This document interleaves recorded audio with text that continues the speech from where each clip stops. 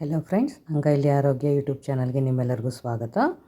ಇವತ್ತು ನಾನು ನಿಮಗೆ ಸಮ್ಮರ್ ಸ್ಪೆಷಲ್ ಮಸ್ಕ್ ಮೆಲನ್ ಅಥವಾ ಕರ್ಬೂಜ ಹಣ್ಣಿನ ಜ್ಯೂಸ್ ಮಾಡೋದು ಹೇಗೆ ಅಂತ ತೋರಿಸ್ಕೊಡ್ತಾ ಇದ್ದೀನಿ. ಸಮ್ಮರ್ ಶುರು ಆಗಿದೆ, ಹೀಟ್ ವೇವ್ ಜಾಸ್ತಿ ಆಗಿದೆ.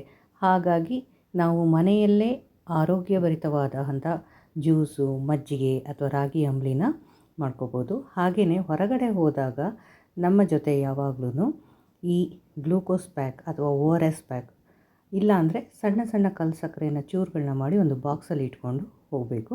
ಜೊತೆಗೆ ಒಂದು ವಾಟರ್ ಬಾಟ್ಲನ್ನ ಯಾವಾಗಲೂ ಕ್ಯಾರಿ ಮಾಡಬೇಕು. ಮನೇಲಿದ್ದಾಗ ಈ ಥರ ಜ್ಯೂಸು, ಮಜ್ಜಿಗೆ, ಅಂಬಲಿನ ಮಾಡಿಕೊಂಡು ಕುಡಿತಾ ಇರ್ಬೋದು. ಸಾಧ್ಯವಾದಲ್ಲಿ ಚೆನ್ನಾಗಿ ಮೇಂಟೈನ್ ಮಾಡಿರೋಂತಹ ಮಡಿಕೆ ನೀರನ್ನು ಸಹ ಕುಡಿಬೋದು.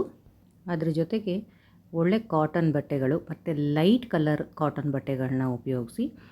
ಇನ್ನರ್ ಕೂಡ ನಾವು ಕಾಟನ್ ಬಟ್ಟೆನ ಉಪಯೋಗಿಸಿದ್ರೆ ತುಂಬ ಒಳ್ಳೆಯದು. ಹಾಗೆ ಇನ್ನರ್ಸ್ ತುಂಬ ಟೈಟಾಗಿರೋ ಇನ್ನರ್ಸ್ನ ಹಾಕಬಾರ್ದು. ಹಾಗೆ ಟೈಟ್ ಜೀನ್ಸು, ಲೆಗ್ಗಿಂಗ್ಸು ಅಂಥವನ್ನ ಹಾಕಬಾರ್ದು. ಯಾಕಂದರೆ ಈ ಸಮಯದಲ್ಲಿ ನಮ್ಮ ಸ್ಕಿನ್ ಜಾಸ್ತಿ ಬ್ರೀತ್ ಮಾಡಬೇಕು. ಹಾಗಾಗಿ ತುಂಬ ಟೈಟ್ ಇರುವಂಥ ಬಟ್ಟೆಗಳನ್ನ ಹಾಕಬಾರ್ದು. ಹಾಗೆ ಡೈರೆಕ್ಟ್ ಸನ್ಲೈಟ್ಗೆ ಹೋದಾಗ ತಲೆನ ಕವರ್ ಮಾಡ್ಕೊಂಡಿರಬೇಕು. ನೋಡಿ, ಜ್ಯೂಸ್ ಮಾಡೋಕ್ಕೆ ಫಸ್ಟು ಬೆಲ್ಲನ ನೆನೆಯೋಕ್ಕಿಡಬೇಕು. ಬೆಲ್ಲ ನೆನೆಯೋಕ್ಕಿಟ್ರೆ ಅದರಲ್ಲಿರೋ ಕಸನ ನಾವು ನೀಟಾಗಿ ಫಿಲ್ಟ್ರ್ ಮಾಡ್ಕೋಬೋದು. ಮಸ್ಕ್ ಮೆಲನ್ನು ತುಂಬ ನಮಗೆ ತಂಪಾಗಿರಬೇಕು ಅಂದರೆ ಅದನ್ನು ಒಂದು 2 ಅವರ್ಸ್ ನಾವು ಫ್ರಿಜ್ಜಲ್ಲಿ ಇಟ್ಬಿಟ್ಟು ಆಮೇಲೆ ತೆಗೆದು ಯೂಸ್ ಮಾಡಬೇಕು. ಬಟ್ ಯಾವುದೇ ಕಾರಣಕ್ಕೂ ಕಟ್ ಮಾಡಿರೋ ಹಣ್ಣುಗಳನ್ನ ಇಡಬಾರ್ದು. ಉಂಡೆ ಆಗಿರೋ ಹಣ್ಣುಗಳನ್ನ ಇಟ್ಬಿಟ್ಟು ಯೂಸ್ ಮಾಡಬೇಕು. ನೋಡಿ, ಈ ಥರ ಮಸ್ಕ್ ಮೆಲನ್ನ ನೀಟಾಗಿ ಕಟ್ ಮಾಡಬೇಕು. ಇದನ್ನು ಬನಸ್ಪತ್ರೆ ಅಂತಾರೆ, ಕೆಕ್ಕರಿಕೆ ಹಣ್ಣು ಅಂತಾರೆ. ಇದರಲ್ಲೇ ನಾಟಿ ವೆರೈಟಿ ಒಂದು ಬರುತ್ತೆ, ಉದ್ದಕ್ಕಿರುತ್ತೆ. ಅದು ತುಂಬ ಸ್ವೀಟ್ ಇರುತ್ತೆ. ಬಟ್ ಲೈಫ್ ಸ್ಪ್ಯಾನ್ ಕಡಿಮೆ ಇರೋದ್ರಿಂದ ಅದು ಮಾರ್ಕೆಟಲ್ಲಿ ಜಾಸ್ತಿ ಸಿಗೋದಿಲ್ಲ. ಈ ಥರ ಒಂದು ಸ್ಪೂನ್ ತೊಗೊಂಡು ನೀಟಾಗಿ ಅದ್ರ ಮಧ್ಯದಲ್ಲಿರುವಂಥ ತಿರುಳು ಜೊತೆಗೆ ಬೀಜಗಳೇನಿರುತ್ತೆ ಅದನ್ನು ನೀಟಾಗಿ ತಗೊಂಬಿಡಬೇಕು. ಅದನ್ನು ಸಪ್ರೇಟ್ ಮಾಡಿ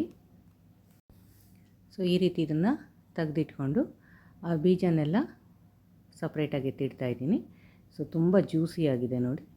ಈಗ ಮಣ್ಣನ್ನು ಕ್ಲೀನ್ ಮಾಡಿಕೊಂಡು ಈ ಸೀಡ್ಸ್ನೆಲ್ಲ ಒಣಗಿಸ್ಬೇಕು. ಅದನ್ನು ಏನು ಮಾಡೋದು ಅಂತ ಆಮೇಲೆ ಹೇಳ್ತೀನಿ. ನೋಡಿ, ಇವಾಗ ಮಸ್ಕ್ ಮೆಲನ್ನ ಈ ಥರ ತೊಗೊಂಡು ಒಂದು ಸ್ಪೂನ್ನ ಸಹಾಯದಿಂದ ಈ ತಿರುಳನ್ನೆಲ್ಲ ತೆಗೆದು ನಾನು ಜ್ಯೂಸರ್ಗೆ ಹಾಕ್ತಾಯಿದ್ದೀನಿ. ತುಂಬ ಎನರ್ಜಿ ಏನು ಬೇಕಾಗಿಲ್ಲ. ಸುಮ್ಮನೆ ಜಸ್ಟ್ ಅದನ್ನು ಪಲ್ಪ್ನ ಈ ಥರ ರಿಮೂವ್ ಮಾಡಿದ್ರೆ ಸಾಕು, ಈಸಿಯಾಗಿ ಬಂದುಬಿಡುತ್ತೆ. ತುಂಬ ಪ್ರೆಷರ್ ಹಾಕಿದ್ರೆ ಅದು ಮೇಲ್ಗಡೆ ಸಿಪ್ಪೆ ಕೂಡ ರಪ್ಚರ್ ಆಗೋ ಚಾನ್ಸ್ ಇರುತ್ತೆ. ಅದು ರಪ್ಚರ್ ಆಗದೇ ಇರೋಂಗೆ ನೀಟಾಗಿ ತಕ್ಕೊಂಬಿಡಿ.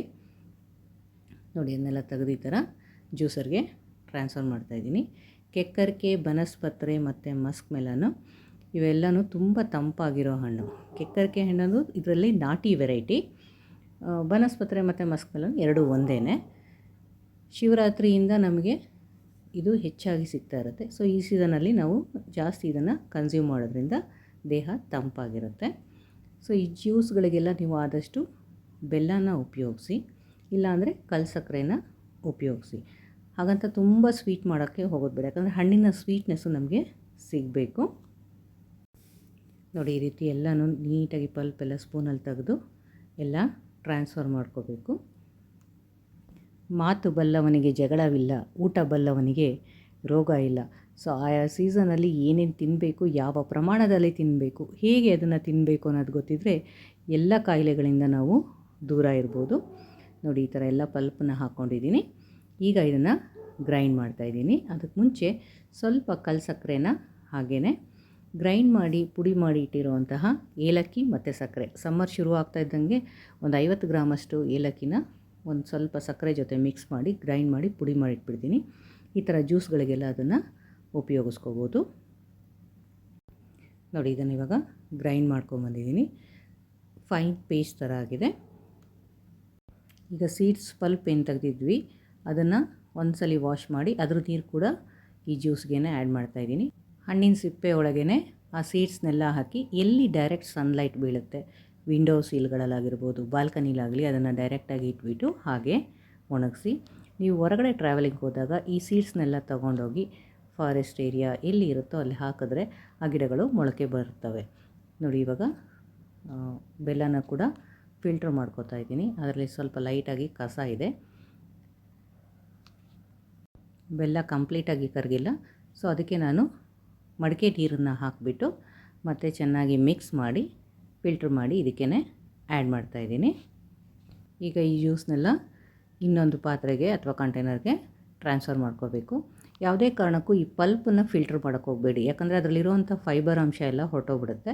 ಸೊ ಹಾಗಾಗಿ ಆ ಪಲ್ಪನ್ನು ಫಿಲ್ಟ್ರ್ ಮಾಡ್ಕೊಳ್ಳದೆ ಬರೀ ಬೆಲ್ಲದ ನೀರನ್ನು ಮಾತ್ರ ಫಿಲ್ಟ್ರ್ ಮಾಡ್ಕೊಳ್ಳಿ. ಈ ಥರ ಟ್ರಾನ್ಸ್ಫರ್ ಮಾಡಿದ್ಮೇಲೆ ನೋಡಿ, ಇದಕ್ಕೆ ಕಾಮ್ ಕಸ್ತೂರಿ ಬೀಜ ಅಥವಾ ಫಲೂದಾ ಅಂತ ಏನು ಹೇಳ್ತೀವಿ, ಇದು ಈ ಥರ ಬ್ಲ್ಯಾಕ್ ಸೀಡ್ಸು. ಕಾಮ್ ಕಸ್ತೂರಿ ನಾವು ಆ ಪತ್ರೆನ ದೇವ್ರ ಪೂಜೆಗೂ ಉಪಯೋಗಿಸ್ತೀವಿ.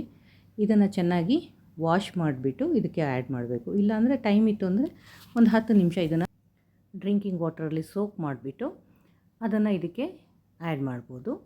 ಇಲ್ಲ ಅಂದ್ರೂ ಡೈರೆಕ್ಟಾಗಿ ನಾವು ಜ್ಯೂಸ್ಗೆ ಆ್ಯಡ್ ಮಾಡಿದ್ರೂ ಅದರಲ್ಲಿ ಸೋಕಾಗಿ ಅದು ಜೆಲ್ಲಿ ಥರ ಫಾರ್ಮ್ ಆಗುತ್ತೆ. ನೋಡಿ, ಈ ಥರ ತೊಳೆಯೋದ್ರಿಂದ ಅದರ ಮೇಲಿರೋ ಡಸ್ಟ್ ಹೊಟ್ಟೋಗುತ್ತೆ. ಸೊ ಈಗ ಅದನ್ನು ಜ್ಯೂಸ್ಗೆ ಆ್ಯಡ್ ಮಾಡ್ತಾಯಿದ್ದೀನಿ. ಕಾಮ್ ಕಸ್ತೂರಿ ಬೀಜದ ಸೇವನೆಯಿಂದ ದೇಹ ತುಂಬ ತಂಪಾಗುತ್ತೆ. ಸೊ ಇದರಲ್ಲಿ ಕಲ್ಲು ಸಕ್ಕರೆ ಮತ್ತು ಕಾಮ್ ಕಸ್ತೂರಿ ಬೀಜ ಹಾಗೆ ಈ ಮಸ್ಕ್ ಮೆಲನ್ 3 ತಂಪಾಗಿರೋ ಅಂಶ. ಈಗ ಜಾರನ್ನು ಕೂಡ ಮಡಕೆ ನೀರಲ್ಲಿ ತೊಳೆದ್ಬಿಟ್ಟು ಹಾಕ್ತಾಯಿದ್ದೀನಿ. ಸೊ ತುಂಬ ತಂಪಾಗಿರುವಂತಹ ತಣ್ಣಗಿರುವಂಥ ಜ್ಯೂಸು ರೆಡಿ ಆಗ್ತಾಯಿದೆ. ಇದು ತುಂಬ ತಿಕ್ಕಾಗಿ ಸ್ಮೂತಿ ಥರನೂ ಮಾಡಬೇಡಿ ಅಥವಾ ತುಂಬ ತೆಳುವಾಗಿ ನೀರಾಗೂ ಮಾಡಬೇಡಿ. ಈ ಸೀಸನಲ್ಲಿ ನಾವು ಇದ್ರ ಜೊತೆಗೆ ನೆಲ್ಲಿಕಾಯಿ ಜ್ಯೂಸು, ಬೇಲದ ಹಣ್ಣಿನ ಜ್ಯೂಸು ಸಹ ಮಾಡಿ ಸೇವನೆ ಮಾಡ್ಬೋದು. ಪನ್ನೀರ್ ಗುಲಾಬಿ ಜ್ಯೂಸು ಹಾಗೆಯೇ ವೀಳ್ಯದೆಲೆ ಜ್ಯೂಸ್ ಕೂಡ ಮಾಡಿ ಸೇವನೆ ಮಾಡ್ಬೋದು.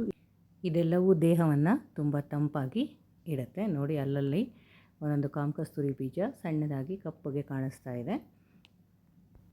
ಹೆಲ್ತಿಯಾದ, ರುಚಿಯಾದ, ಬಿಸಿ ಬಿಸಿ ಬೇಸಿಗೆಗೆ ಕೂಲ್ ಆಗಿರುವಂಥ ಮಸ್ಕ್ ಮೆಲನ್ ಜ್ಯೂಸು ರೆಡಿಯಾಗಿದೆ. ಸೊ ನಿಮಗೆ ಈ ರೆಸಿಪಿ ಇಷ್ಟ ಆದರೆ ಚಾನಲ್ನ ಸಬ್ಸ್ಕ್ರೈಬ್ ಮಾಡಿ ಹಾಗೆ ಲೈಕ್ನ ಕೊಡಿ. Thank you.